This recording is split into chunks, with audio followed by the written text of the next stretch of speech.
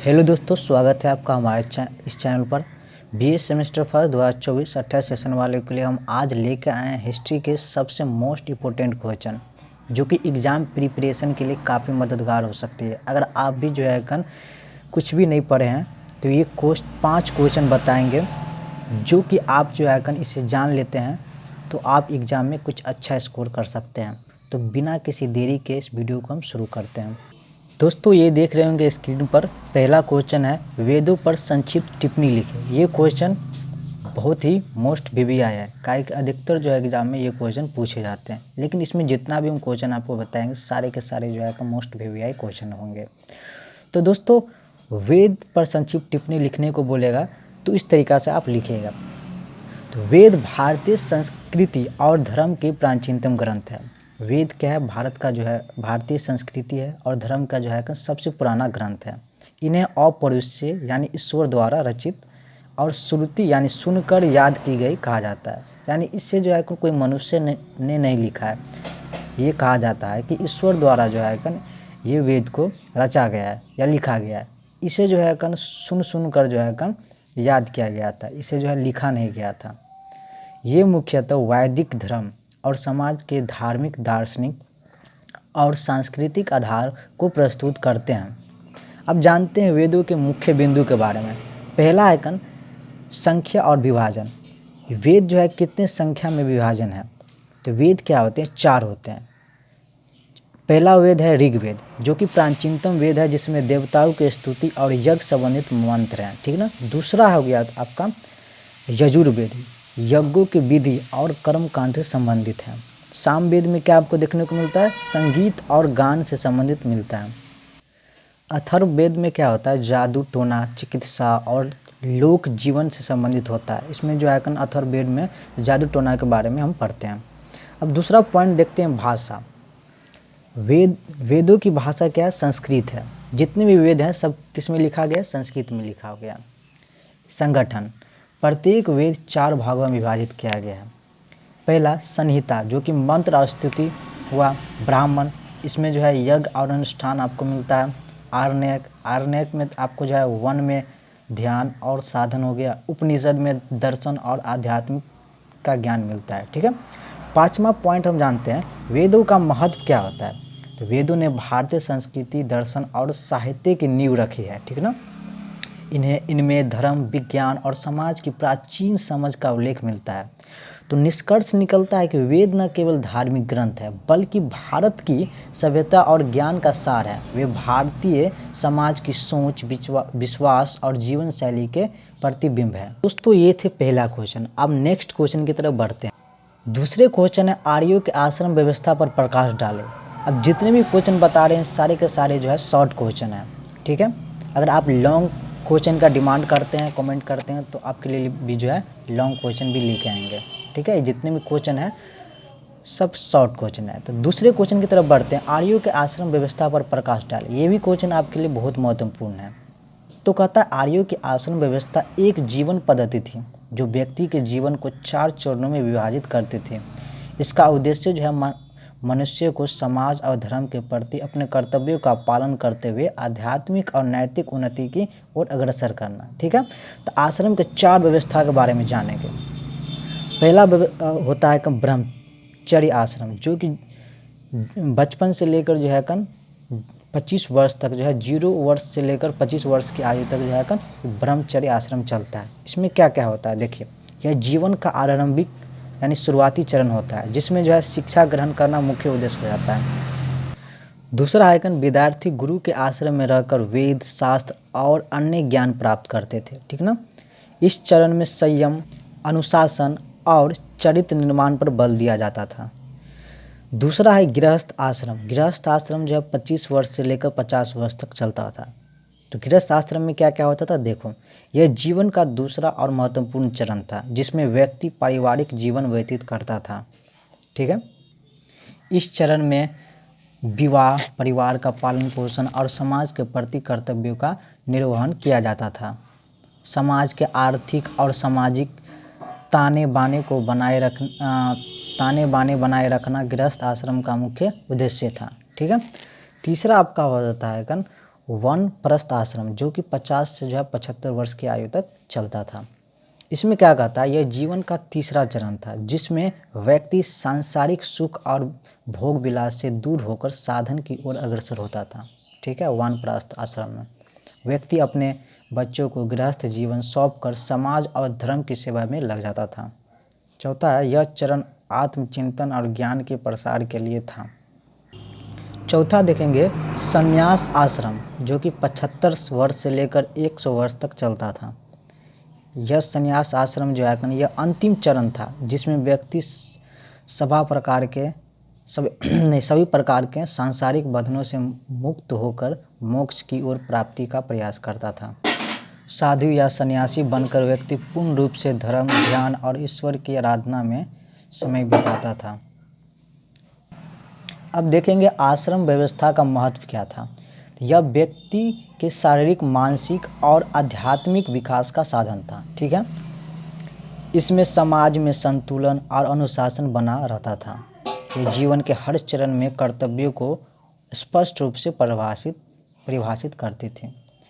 तो दोस्तों आप निष्कर्ष देखते हैं, आर्यों की आश्रम व्यवस्था ने न केवल एक सुव्यवस्थित जीवन शैली का निर्माण किया बल्कि यह भारतीय समाज में नैतिकता, धर्म और अनुशासन को भी प्रोत्साहित करती रही। तो दोस्तों ये थे दूसरा क्वेश्चन। अब तीसरे क्वेश्चन की तरफ बढ़ते हैं। पुरुषार्थ से आप क्या समझते हैं? तो जितने भी क्वेश्चन आपको बता रहे हैं सारे को जो है नोट डाउन करते चलिएगा, और ये काफ़ी जो है ईजी वे में लिखा गया है, ना ही कोई समझने में आपको दिक्कत हो सकता है, बहुत ही आसान शब्द में लिखा गया है। तो देखिए, पुरुषार्थ का अर्थ है मनुष्य के जीवन में प्राप्त करने योग्य 4 प्रमुख लक्ष्य है। यह वैदिक दर्शन और भारतीय संस्कृति का एक महत्वपूर्ण सिद्धांत है। पुरुषार्थ व्यक्ति के जीवन को उद्देश्यपूर्ण, संतुलित और सार्थक बनाने का मार्गदर्शन प्रदान करता है। तो देखते हैं पुरुषार्थ के जो है 4 प्रकार होते हैं। पहला जो हो गया धर्म हो गया। धर्म का अर्थ है नैतिकता, कर्तव्य और सही आचरण। ठीक है, धर्म का क्या अर्थ हुआ? नैतिकता, कर्तव्य और सही आचरण। दूसरा आइकन, यह समाज के प्रति, परिवार के प्रति और स्वयं के प्रति कर्तव्यों का पालन करना सिखाता है। धर्म जीवन के अन्य 3 पुरुषार्थ का आधार है। दूसरा आइकन अर्थ। अर्थ क्या होता है? अर्थ का मतलब है जीवन यापन के लिए धन और भौतिक संसाधनों का संग्रह करना। यह भौतिक आवश्यकताओं को पूरा करने और समाज में अपनी भूमिका निभाने के लिए महत्वपूर्ण है। धन का अर्जन धर्म के अनुरूप और न्यायपूर्ण तरीके से होना चाहिए। तीसरा आता है काम। काम का तात्पर्य है इच्छाओं और भावनाओं की पूर्ति। यह मानव जीवन की प्राकृतिक सुख, सौंदर्य और रचनात्मक से जुड़ा हुआ है। इसमें संयम और नैतिकता के साथ प्राप्त करना चाहिए। तो दोस्तों चौथा देखिए, मोक्ष क्या होता है? मोक्ष का अर्थ होता है आत्मा की मुक्ति और संसार के बंधनों से छुटकारा पाना। ठीक ना, यह जीवन का अंतिम और सर्वोच्च लक्ष्य होता है। मोक्ष का मार्ग ज्ञान, साधन और आत्मा अनुशासन से प्राप्त होता है। ठीक है दोस्तों, मोक्ष के बारे में जान के अब पुरुषार्थ का महत्व के बारे में जानते हैं। तो यह मनुष्य को जीवन जीने की दिशा और उद्देश्य प्रदान करता है। किस तरीक़े से मनुष्य का जीवन का दिशा होना चाहिए, उसका उद्देश्य क्या होना चाहिए, ये जो है पुरुषार्थ का अर्थ होता है। यह आध्यात्मिक, सामाजिक और भौतिक आवश्यकताओं के बीच संतुलन बनाए रखता है। पुरुषार्थ का पालन समाज में शांति और समृद्धि लाने में भी सहायक होता है। अब निष्कर्ष की ओर बढ़ते हैं दोस्तों। तो पुरुषार्थ भारतीय जीवन दर्शन का एक महत्वपूर्ण सिद्धांत है जो व्यक्ति को सही जीवन पद्धति अपनाने और अपने कर्तव्य का निर्वहन करने के लिए प्रेरित करता है। यह जीवन को संतुलित और उद्देश्यपूर्ण बनाता है। तो दोस्तों ये हो गए थे पुरुषार्थ। ठीक ना, अब नेक्स्ट क्वेश्चन की तरफ बढ़ते हैं। चौथा सबसे मोस्ट वीवीआई क्वेश्चन ये रहा आपके, अर्थशास्त्र पर टिप्पणी लिखे। ये भी क्वेश्चन जो है काफ़ी बार पूछा गया है। तो देखो, अर्थशास्त्र भारतीय ज्ञान परंपरा का एक महत्वपूर्ण विषय है जो समाज, राज्य और अर्थव्यवस्था के प्रबंधन से संबंधित है। इसका उद्देश्य व्यक्ति और समाज के आर्थिक और राजनीतिक हितों की रक्षा करना है। अर्थशास्त्र की परिभाषा को हम देखते हैं। अर्थ का मतलब है धन, संसाधन और भौतिक संपत्ति। शास्त्र का मतलब होता है व्यक्तिगत ज्ञान। अर्थशास्त्र इसलिए धन के उत्पादन, वितरण, उपभोग और प्रबंधन का विज्ञान है। ठीक ना, इसी के चलते जो है अर्थशास्त्र जो है धन के उत्पादन, उसके वितरण यानी समाज में वितरण होता है, उपभोग होता है। ठीक ना, अर्थशास्त्र के कुछ मुख्य बिंदु के बारे में जानते हैं। पहला बिंदु क्या है? उद्देश्य। इसका उद्देश्य क्या है? समाज के आर्थिक और राजनीतिक स्थिरता बनाए रखना, राज्य के संसाधन का सही तरीके से उपयोग करना। दूसरा हो गया प्राचीन भारत में अर्थशास्त्र। प्राचीन भारत का में जो है अर्थशास्त्र किस प्रकार रोल निभाता है? तो अर्थशास्त्र पर सबसे महत्वपूर्ण ग्रंथ जो है चाणक्य, जो कि कौटिल्य, उसको कौटिल्य के नाम से भी जाना जाता है, उसके द्वारा जो है रचित अर्थशास्त्र है। इसमें शासन, राजस्व, कर प्रबंधन, व्यापार, कूटनीति का विस्तृत वर्णन है। तीसरा हम देखते हैं मुख्य विषय। इसका अर्थशास्त्र का मुख्य विषय क्या है? तो धन का उत्पादन करना, वितरण और संचय करना, व्यापार, कृषि और उद्योग के प्रबंधन करना, कर प्रणाली और राजकोषीय नीति, युद्ध, शांति और कूटनीति के लिए रणनीति। ठीक है, ये हो गया। चौथा है समाज और राज्य का संबंध क्या था? अर्थशास्त्र में यह बताया गया है कि राज्य की समृद्धि जनता की भलाई पर निर्भर करता है। एक कुशल राजा या शासक का दायित्व है कि वह जनता का कल्याण सुनिश्चित करे। तो ये थे समाज और राज्य का संबंध।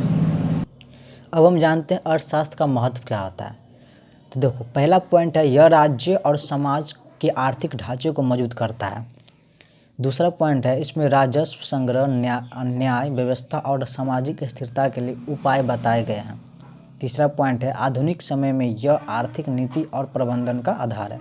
तो निष्कर्ष निकल के आता है कि अर्थशास्त्र केवल धन और संसाधन तक सीमित नहीं है, बल्कि यह समाज, राज्य और व्यक्ति के कल्याण का विज्ञान है। यह आज भी शासन और अर्थव्यवस्था के नींव के रूप में प्रासंगिक है। तो दोस्तों, ये थे आपका चौथा क्वेश्चन अर्थशास्त्र पर टिप्पणी लिखा, ठीक ना। अब पांचवें क्वेश्चन की तरफ बढ़ते हैं। देखो, नालंदा विश्वविद्यालय के महत्व को समझाए। ये क्वेश्चन भी बहुत महत्वपूर्ण है, जिसका LNMU वाले का एग्ज़ाम अगर नहीं हुआ है तो उसमें जो है उम्मीद है कि ये क्वेश्चन पूछा ही जाएगा। नालंदा हो गया, तक्षशिला हो गया, ये सब जो है आप सब पढ़ के रखें, काहे कि ये सबसे पूछा ही जाएगा क्वेश्चन। तो नालंदा विश्वविद्यालय प्राचीन भारत का एक विश्वविख्यात शिक्षा केंद्र था, जिसे दुनिया का पहला आवासीय विश्वविद्यालय माना जाता है। यह बिहार के नालंदा जिले में स्थित था और 5वीं से 12वीं शताब्दी तक ज्ञान और शिक्षा का केंद्र रहा। तो नालंदा विद्यालय जो है बिहार का जो है सबसे जो है पुराना, प्राचीन, बिहार का ही नहीं, ये पूरे दुनिया का जो है प्राचीन विश्वविद्यालय रहा है। इसमें जो है देश विदेश से लोग जो है, अलग अलग जगहों से लोग जो है यहाँ पर जो है ज्ञान की प्राप्ति करने आते थे। तो चलो दोस्तों, बेरा-बेरी करके सारा इसका जो है क्या क्या महत्व रहा है हम पढ़ते हैं पॉइंट बाय पॉइंट, ठीक है। नालंदा विश्वविद्यालय का महत्व क्या रहा है?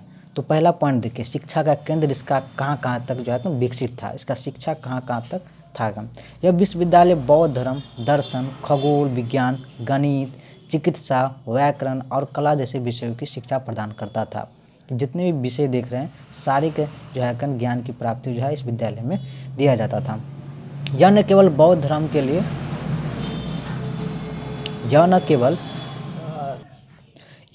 बौद्ध धर्म के लिए बल्कि विभिन्न धर्मों और विचारधाराओं के लिए एक प्रमुख स्थान था। दूसरा पॉइंट देखिए, विद्यार्थियों और विद्वानों का संगम था। यहाँ पर नालंदा में भारत और विदेशों जैसे चीन हो गया, जापान हो गया, कोरिया हो गया, तिब्बत हो गया, मंगोलिया हो गया, अलग अलग देशों से जो है हजारों विद्यार्थियों और विद्वान का शिक्षा ग्रहण करने आते। प्रसिद्ध चीनी यात्री हेनसांग और इत्सिंग का एग्जाम्पल ले ले, इसने भी जो है यहाँ अध्ययन किया और इसकी महिमा का वर्णन आप लोग जानते हैं, ठीक है। चीनी यात्री था हेनसांग इत्सिंग, इसने भी जो है नालंदा विश्वविद्यालय से ही शिक्षा प्राप्त किया। अब इसका संरचना और पुस्तकालय के बारे में जानते हैं। तो विश्वविद्यालय में एक विशाल पुस्तकालय था जिसे धर्मगंज कहा जाता था। उस पुस्तकालय का क्या नाम था? उस पुस्तकालय का नाम धर्मगंज कहा जाता था। पुस्तकालय में लाखों ग्रंथ और पांडुलिपियाँ थी, जिनमें बौद्ध धर्म और विज्ञान से संबंधित ज्ञान भरा था। चौथा है शासकों का संरक्षण। नालंदा को गुप्त वंश के सम्राट कुमारगुप्त फर्स्ट ने 5वीं शताब्दी में स्थापित किया था। कुमारगुप्त फर्स्ट ने इन्हें विभिन्न राजवंशों जैसे हर्षवर्धन, पाल शासकों और अन्य संरक्षण प्राप्त था। पांचवा पॉइंट की ओर बढ़ते हैं, बौद्ध धर्म का प्रचार प्रसार कैसे हुआ? यह विश्वविद्यालय बौद्ध धर्म के महायान शाखा के अध्ययन और प्रचार का मुख्य केंद्र था। यहाँ शिक्षा प्राप्त करके विद्वान ने बौद्ध धर्म का प्रसार एशियाई देशों में किया। विनाश हो गया, विनाश कैसे हुआ देखिए, 12वीं शताब्दी में बख्तियार खिलजी के आक्रमण के दौरान विश्वविद्यालय को नष्ट कर दिया गया था। इसके खंडहर आज भी भारतीय इतिहास और वास्तुकला के गौरव को दर्शाते हैं। भारत सरकार ने नालंदा विश्व को धरोहर स्थल को घोषित किया और इसका पुनर्निर्माण भी किया गया था। निष्कर्ष निकलता है कि नालंदा विश्वविद्यालय शिक्षा, संस्कृति और धर्म का प्रकाश स्तंभ था। यह न केवल भारत बल्कि विश्व की प्राचीनतम शिक्षा परंपरा का गौरवशाली उदाहरण है। इसका इतिहास आज भी प्रेरणा और गर्व का स्रोत मिलता है। तो दोस्तों, ये थे आप हमारा 5 क्वेश्चन। उम्मीद करता हूँ कि ये वीडियो आपको काफ़ी पसंद आया होगा। अगर वीडियो आपको पसंद आया तो इस वीडियो को लाइक करें और अपने दोस्तों के साथ शेयर करें। मिलते हैं किसी ऐसे वीडियो में, तब तक के लिए जय हिंद, जय भारत। कमेंट करके बताएं कि आप लॉन्ग क्वेश्चन आना चाहिए कि नहीं।